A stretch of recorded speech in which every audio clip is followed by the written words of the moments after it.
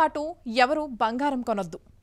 భాగ్యనగరం పర్యటనకు వచ్చిన ప్రధాని మోదీ బంగారం గురించి చేసిన ఈ ప్రకటన దేశవ్యాప్తంగా సంచలనం సృష్టించింది.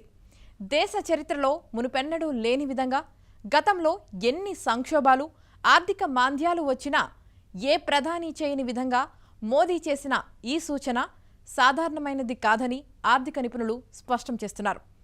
బంగారం అనే మాట భారతీయులందరికీ వెంటనే కనెక్ట్ అయ్యే మాట కాబట్టి దాని గురించే అంతా మాట్లాడుకుంటున్నారు. గాని నిజానికి ప్రధాని మోదీ దాంతోపాటు ఇంకా చాలా జాగ్రత్తలు చెప్పారు.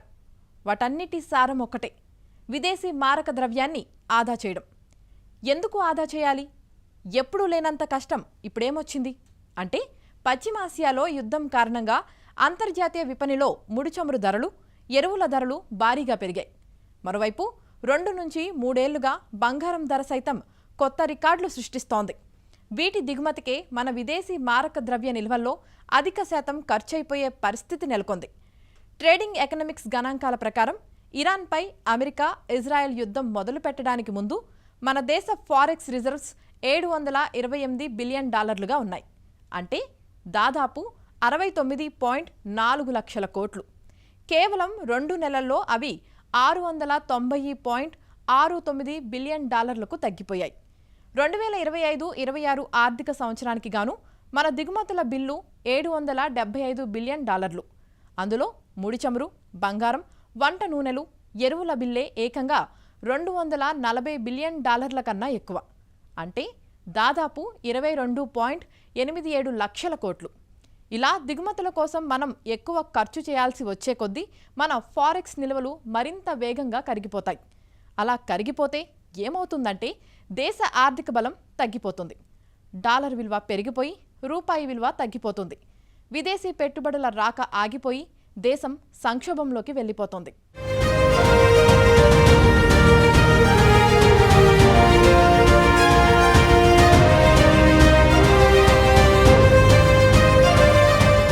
ఒక దేశ పరపతిని నిర్ణయించడంలో విదేశీ మారక ద్రవ్య నిల్వలు అత్యంత కీలక పాత్ర పోషిస్తాయి. ఒక దేశం ఎంత ధనికమైనది, ఎంత సురక్షితమైనది అని చెప్పడానికి ఈ ఫారెక్స్ రిజర్వులు ఒక రిపోర్ట్ కార్డు లాంటివి. మూడీస్, S&P, పిచ్ వంటి అంతర్జాతీయ సంస్థలు ఫారెక్స్ రిజర్వ్స్ ఎక్కువగా ఉన్న దేశాలకు మంచి రేటింగ్ ఇస్తాయి. ఆ రేటింగ్ ఎంత ఎక్కువ ఉంటే అంత తక్కువ వడ్డీకి అప్పులు లభిస్తాయి. మనం బ్యాంకుల వద్దకు అప్పు కోసం వెళ్తే అవి మన సిబిల్ స్కోర్ ఎంత ఉందో చూసినట్టుగా, ఒక దేశం విదేశాల నుంచి అప్పు తీసుకోవాలనుకుంటే ఆయా దేశాలు సదరు దేశం వద్ద విదేశీ మారక ద్రవ్య నిల్వలు ఎంత ఉన్నాయనే విషయాన్ని చూస్తాయి. ఒక దేశ ఫారెక్స్ రిజర్వులు తగ్గిపోతుంటే విదేశీ పెట్టుబడిదారులు ఆ దేశంలో తాము పెట్టిన పెట్టుబడులను వెనక్కి తీసేసుకుంటారు. సాధారణంగా 7 నుంచి 10 నెలల పాటు ముడి చమురు దిగుమతులకు సరిపడా విదేశీ మారక ద్రవ్య నిల్వలు ఉంటే ఆ దేశ పరపతి బాగున్నట్టు. 1991లో మన దేశం వద్ద కేవలం 2 వారాలకు సరిపడా మాత్రమే విదేశీ మారక ద్రవ్య నిల్వలున్నాయి. అందుకే మన బంగారాన్ని లండన్కి పంపి తాకట్టు పెట్టాల్సిన పరిస్థితి వచ్చింది. ఇప్పుడు మన వద్దే విదేశీ మారక ద్రవ్య నిల్వలు దాదాపు 9 నుంచి 11 నెలలకు సరిపడా ఉన్నప్పటికీ పరిస్థితులు మన చేతుల్లో లేవు. పశ్చిమాసియాలో యుద్ధం ఇప్పట్లో ముగిసేలాగా కనిపించట్లేదు.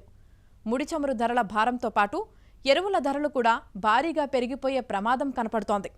అంటే వాటి దిగుమతుల కోసం చేయాల్సిన ఖర్చు మరింతగా పెరిగిపోయి డాలర్ల రిజర్వు అనుకున్న దానికంటే వేగంగా కరిగిపోయే ముప్పుంది. యుద్ధం దెబ్బకు అతలాకుతలమైన గల్ఫ్ దేశాల్లో ఉంటున్న మనవాళ్లు పంపే డబ్బు తగ్గిపోతోంది. దీనికి తోడు ప్రస్తుత పరిస్థితుల నేపథ్యంలో మన ఎగుమతులకు, తద్వారా మనకు రావాల్సిన డాలర్లకు కూడా ఆటంకం కలుగుతోంది. ఒకవైపు మనకు రావాల్సిన విదేశీ మారక ద్రవ్యంలో కోత పడుతుండగా, మరోవైపు మన వద్ద ఉన్న నిల్వలు కరిగిపోతున్నాయి.